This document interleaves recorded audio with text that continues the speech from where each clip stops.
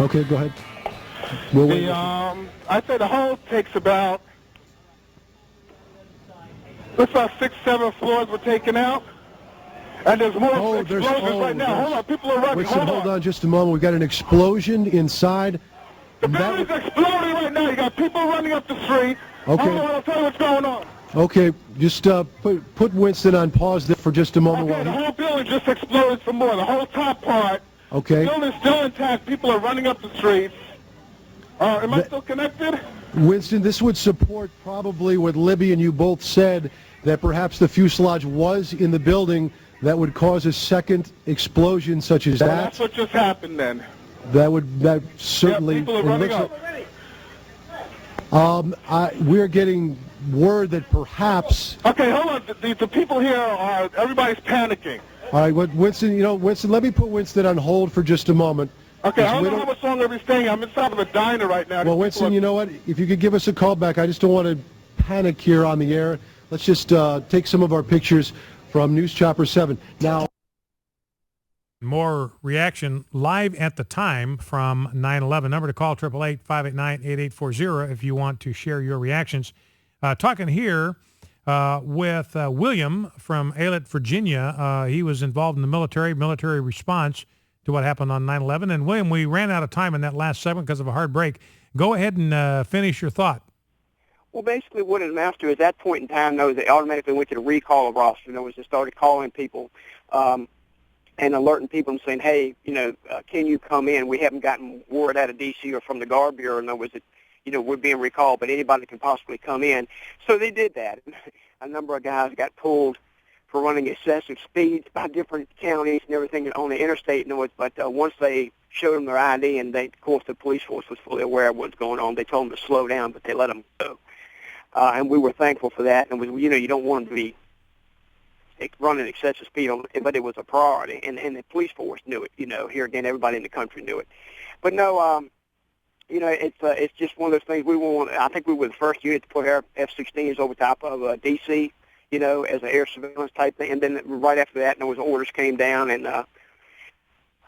we went into a mode, where we started flying with live munitions. I mean, they had to be pointed a certain direction. We were flying out of a municipal airport at Richmond, and so they had to take precautions with live munitions and live missiles loaded on the airplanes. Airplanes had to be parked in a particular direction in the event of an inert or an inadvertent release, and we were working, I think everybody, because I was involved in that too, we were working 24 on and 48 off, and they brought in provisions for us to be able to tag on if we needed to lay down on a cot, to try to get a couple minutes shut eye during that 24-hour period. But the air crews, all of us were on, airplanes were already hot cocked and everything, so it was a big deal. And it's just you train as a military. And a lot of people think the Guard is 1 weekend a month, 2 weeks out of summer. No, that's not what the deal is. In the Guard, with the military downsized, the Guard is being called upon more and more all the time.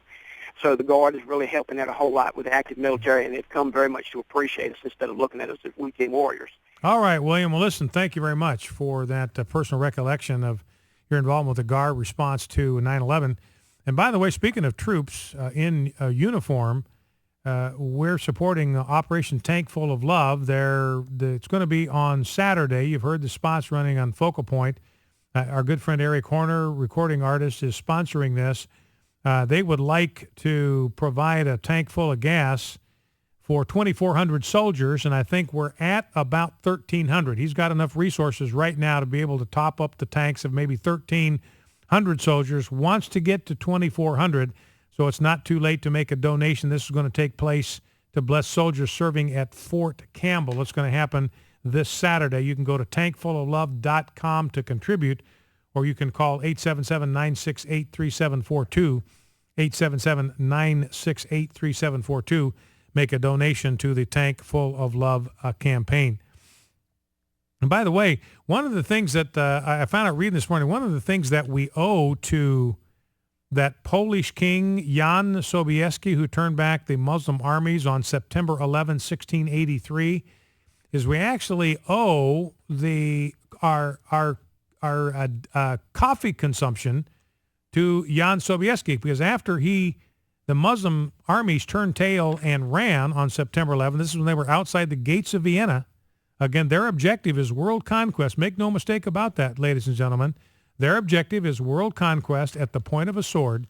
They discovered in the Turkish Muslims, when they went into their tents, they found these bags of beans that the Turkish Muslims had left behind. They were coffee beans. And that's how they were able to fight day and night. They were just tanked up on these coffee beans. The beans came from Ethiopia, which was the one African country that stayed Christian through all of the Muslim conquests. And the Muslims called them, the Ethiopians called them infidels or kafir. That's the Arabic word for infidel is kafir, and that's where the word coffee came from. Coffee was the drink of the infidel Ethiopians.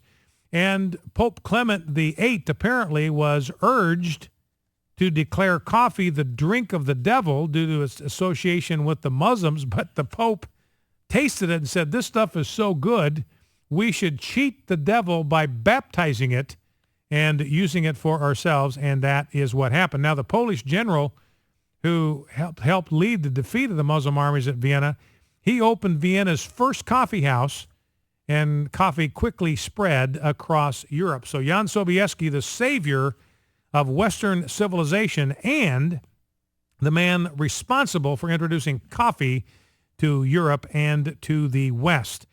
Now, historian Hilaire Belloche wrote this in 1938. Less than 100 years before the American War of Independence, a Mohammedan army was threatening to overrun and destroy Christian civilization. In other words, he understood as a French historian that was the purpose of the Muslim armies, was to overrun and destroy Christian civilization.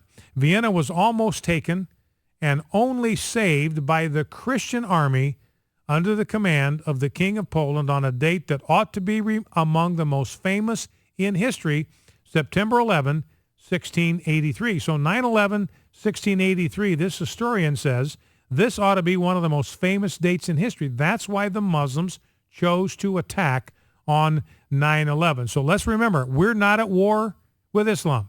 We are not at war with Muslims. We have no hatred for Muslims. We love them as people. We want to see them come into the kingdom and live forever. We want to enjoy eternity with them in the presence of Christ. We don't hate anybody.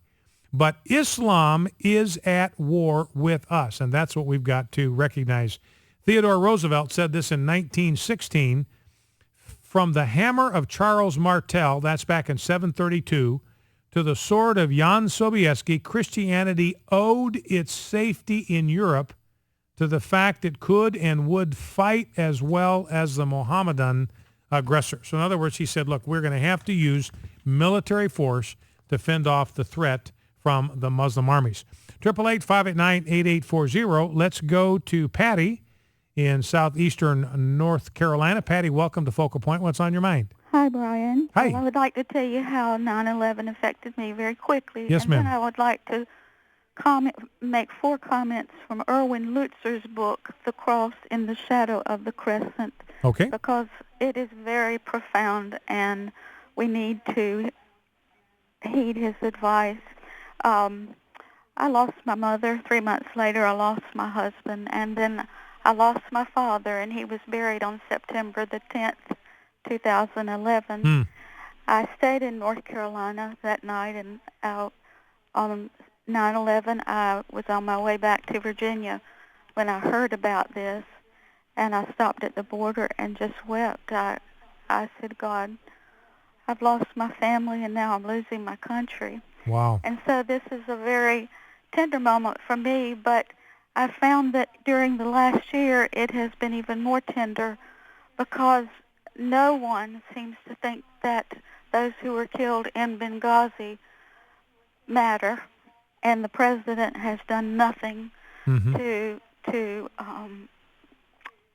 solve that or tell us anything, and I think it's horrible. The Muslim-Christian fight really began whenever Abraham had Isaac and Ishmael. Ishmael, the Bible tells us that he was a man of the sword, and those in the Middle East are descended from Ishmael, and they have been people of the sword down through the centuries. And whereas in Eastern Europe it used to be Christian when Constantine made it the state religion, Constantinople, the Muslims took over, and it was called Istanbul. They even took over the great Hagia Sophia church there. Yeah, and their plan right now is to turn that into, it's a museum right now. They're planning to turn it into a mosque. Yeah, but this is something that's been going through history, but their methods have changed. Now they are using a more quiet way. They are silent, and they are trying to conquer from within instead of conquering with the sword. And that's the point. That's the purpose of the Muslim Brotherhood, to sabotage our miserable house from within. That's exactly the strategy, is to infiltrate and destroy from the inside. From the end, right. And Dr. Lutzer says this, I have 4 quotes. As Islam replaces Christianity as the dominant religion in Europe, more and more churches are set to become mosques, which increasingly serve not only as religious institutions, but also function as the foundational political building blocks for the establishment of separate parallel Muslim communities in Europe that are based on Islamic Sharia law. And so when you say there should be no building of mosques, you're absolutely right, because those are the centers from which we're going to be conquered. And then the next quote is, Islam is a revolutionary ideology, and its purpose is to alter the social order of the whole world and rebuild it in conformity with its own tenets and ideals. This is a short quote. Can you hang on to those last 2 quotes? I'm coming up against a hard break here. Going to have to take a break. Not a thing I can do about it. Like to get those other 2 Lutzer quotes if we can coming back. Focal Point, AFR Talk. Stay with us. We'll be right back.